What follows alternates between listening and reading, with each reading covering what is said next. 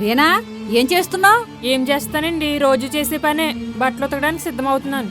ఏంటమ్మా అంత బాధగా చెప్తున్నావు? లేకపోతే ఏంటండి, ఉతకడానికి చేతులు అరిగిపోతున్నాయి. ఒక వాషింగ్ మెషిన్ కొనిపించొచ్చు కదా.